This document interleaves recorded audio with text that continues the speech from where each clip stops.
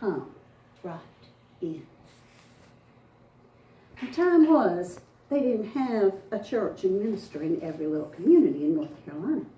Now they got these big ones that are as big as the Coliseum with about 20 ministers, and they have, you know what I'm talking about. But back then they had a minister that had to go from town to town. And the one that this is about was Frye. Now Frye was at least about 110 years old. And he rode into the villages on a mule that was at least 120 years old. And he'd come walking in with the mule.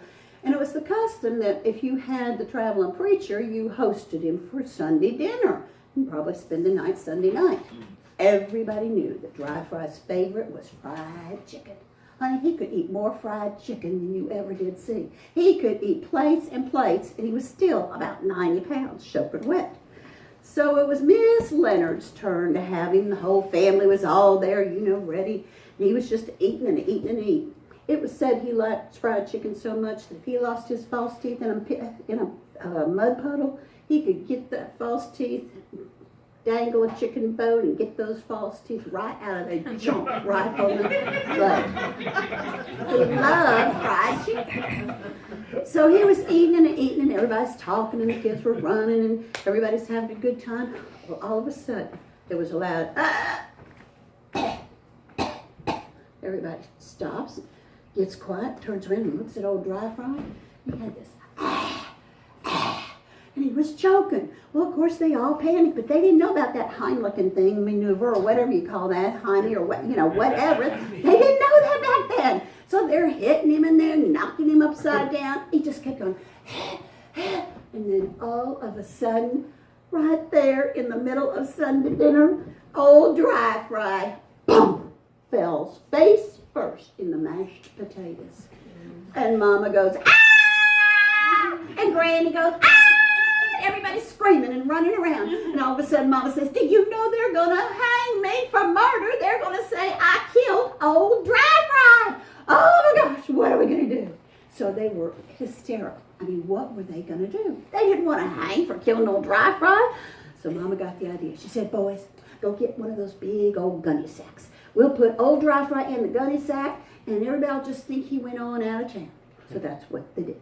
The boys put the gunny sack out late that night on the side of the road. Well, it just so happened that the boys were out that night looking for shenanigans and having a fun time. And they were walking along looking for something to steal, and it just so happened that sack caught their eye. Ooh, they thought somebody has dropped a treasure bag full of silver and gold. They were getting excited. So they grabbed up the bag and they kind of dragged it back to their hideaway. And they're just getting ready to open it when, there, instead of gold and silver, they were looking at Y'all, are we sleeping back there? Come on, everybody, help me out. Say it one more time. Looking at who? Frye. Old Frye. Well, of course, they screamed and they hollered and they were jumping around, and then they thought of it too. Oh no, do you know they're going to think we done killed old Frye? They're going to hang us by the neck till we're dead. I can't die, I'm too young, said Stevie. We got to do something fast. So they were thinking, and they weren't none too bright, I have to tell you that. And they're thinking, so then they got an idea. Put that sack back. They went creeping over to the Brown's house. Went right in the smokehouse, opened the door. And right there, they hung up by the ham and the bacon that was smoking the old gunny sack of Frye. Then they closed the door real quiet and left. Now, next morning, Aunt Sue was cooking breakfast, big old farm breakfast for everybody. She couldn't find anybody to go, so she went herself, took her great big knife to cut her off a big slab of bacon, because that's what they did back then. They did not have Walmart and Publix and all those other places. So she gets out there and she's getting ready to cut. She does a nice, neat little cut, and boom, out drops Frye. Oh my gosh. Well, you know this part. She was a screaming and a hollering. Everybody comes a running. They thought, oh my Lord, you have done killed the preacher. What are we going to do? We are going to be all thrown in jail. It's pitiful, terrible. hollered and screamed at each other all night trying to figure out what to do. And then I think it was little Joe that got the idea. They took old Frye, put him up on top of one of Grandpa's old mules. They tied his hands to the saddle. He looked kind of like, he was hunched over just like he usually looked, just a jump, a clump, going along with the mule. And then, when nobody was looking, Grandpappy gave him a great big smack on the back of the mule, and that mule took off, clippity-clop, running as fast as he could. So the mule was going, old Frye was going just like this. The mule went faster, Frye went, he was going faster and disappeared clean out of sight. Everybody say, yay! Yay! And if anybody saw him going by, people would say, oh, there goes old Frye. We reckon he's going to the next parish. Well, they say he's kept riding right on out of North Carolina, on past into Georgia or Tennessee, or I'm not good at geography. One of those, one of those. All the way to the Pacific Ocean. Some tell he even was sold at their Holloway, California, but they didn't have Hollywood, California back then, so that couldn't be true. Anyway, some say there are still old Frye spottings. But just in case, if you should see a blur, don't go trying stopping that mule, because you don't want to be the one to get accused of killing old Frye. Thank you.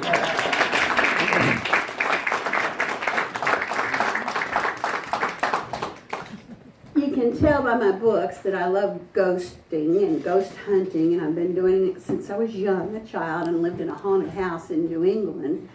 And after I retired from being a K-5 art teacher, started writing books with a lady that helped me. The first book was something. She took my stories down on a tape recorder, the old kind, not reel to reel, not that old, but the little cassette thingies, and then transcribed them. And it was such a process to see my stories in print, because I write my stories kind of in my head. And this was so wonderful because I thought, this is great. I've got them in print now, and they're going to last after I'm gone or in case I forget them. So it was pretty meaningful. And the three of them, well, the one in the middle, it's not ghost stories. It's more folk tales and food and a cookbook. I have to remind my husband when he's complaining about my cooking, I'll say, Frye, I have written a cookbook and have some more stories and recipes. And another one, he just shakes his head. He says, I don't know how you got a cookbook published with your cooking. Guess what? I was doing it on purpose because now he's doing most of the cooking. Yeah! Pretty damn good cook, too, honey. So this is one for you, and I know some of you heard it before. Some of you have heard it several times. It's like my signature story. So forgive me for repeating it, and if I forget anything, Don, Kathy, Fred, y'all just chime right in and let me know what I forgot. It's a true story. It takes place in Jamestown between Greensboro and High Point years and years ago. By the time I knew Fred's great aunt, she was already elderly and a widow. And Janie was an interesting character, but she left her diaries to our brother-in-law. He got so many wonderful stories out of it. He was telling me, he said, Janie was quite wild. She dated all these different gentlemen. She would go all the way to High Point to dance and carouse, because Prohibition was back then. Part of the time she was real young. Well, I mean, real old, but you know what I mean. And, just really partied. This was kind of hard for me to figure out, Janie partying, but it was true. And one thing she said in there, that they would have to take tires with them when they went the trip from Greensboro to High Point, because the road was so bad that they'd have to get a flat tire, and so they had to get a spare out and change the tire on the trip back or there. So the road must have been really, really bad. Either that or that's what she was telling her mama why she was late. Either way, I used to try that too. So this is a true story that takes place there. In the pines where the sun never shines, and the cold and the chilly wind blows. True love, don't you cry for me. Tell me, where did you sleep last night? It was raining so hard you couldn't see the road. And back in those days, the road from High Point to Greensboro was all twisted and turning. He was driving one of those old cars and could barely see. He was going so slow. He was getting ready to come up on the curve. Everybody knew about that bad curve at the railroad trestle at Jamestown. He knew he had to slow down because he didn't want to have any problems. By now the fog was so thick he could barely see. But as he was peering ahead, he saw somebody standing beside the side of the road. He couldn't believe his eyes. The wind was blowing, the rain was falling, but yet there, standing on the side of the road, was what looked like a young lady. She had a long flowing dress on and had long hair, so he pulls over thinking she must need help. Nobody would be out in a storm like this on their own. So he stopped his car and he walked around, and as he got closer and closer to her, he could tell. Yes, she was in a long, pretty dress, or what had been pretty. By now, it was torn and dirty, the leaves stuck here and there. When he looked at her face, her beauty took his breath away. But her eyes, they were so cold. And as he stepped closer, he could feel the cold emanating from her. Her hair was long, but it was all tangled and twisted and turned with rocks, strings, and strange.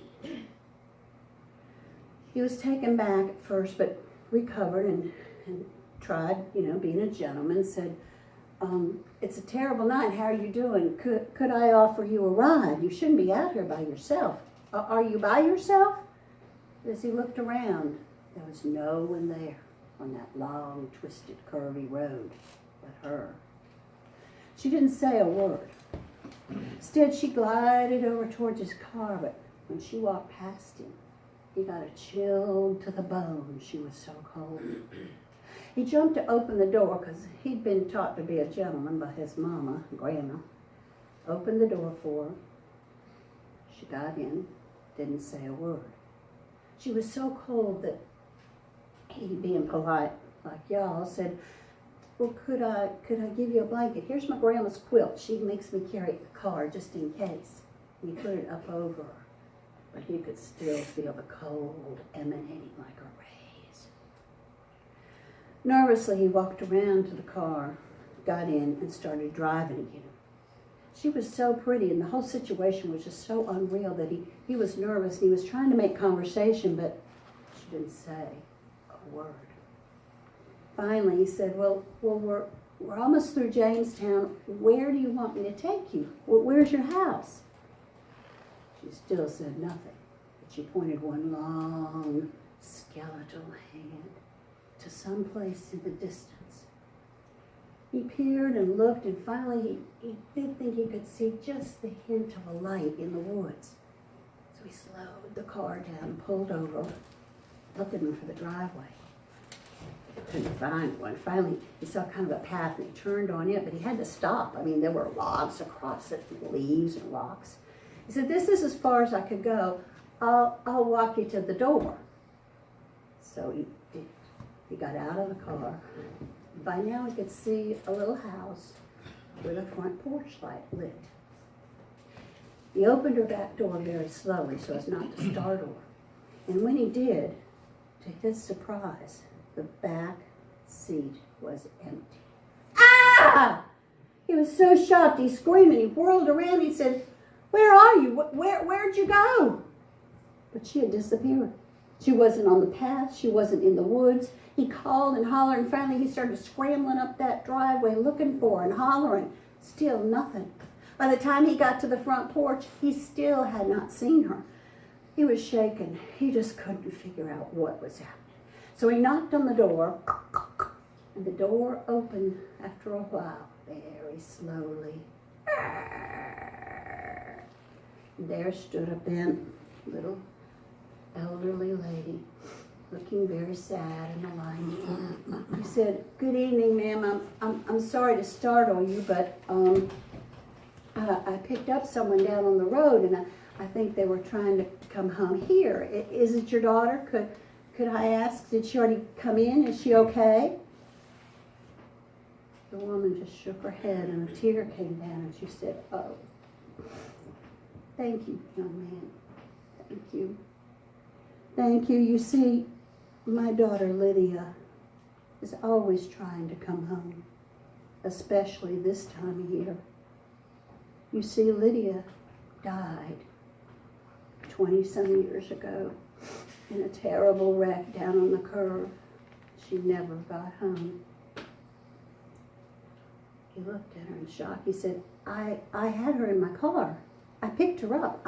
I know, you're just telling me just to be funny. And then his eyes lit on a picture right beside the door. And it was a picture of the girl from his car. He said, that's her. That's her. The woman just shook her head and said, no, my dear, that's Lydia. And she's been gone all these years. It had been so real, and he was so shocked, he just couldn't accept it. He kept talking to her and arguing and trying to figure out in his mind. Finally, she said, all right, I'll take you there. So he followed her down the brick path out to the family burying ground. He couldn't believe it. There were the nice, neat gravestones. And then he saw it. The small one that had Lydia. Lydia. He was in such shock, he almost cried, and he's holding on to her and turning to go. He just couldn't believe it. He couldn't figure out what had happened, how she was in his car, and he turned back for one last look. And that's when he saw it. His grandmother's quilt draped over the gravestone.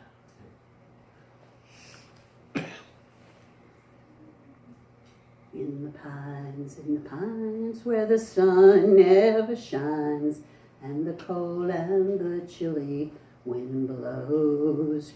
True love, don't you lie to me. Tell me, where did you sleep last night? Thank you.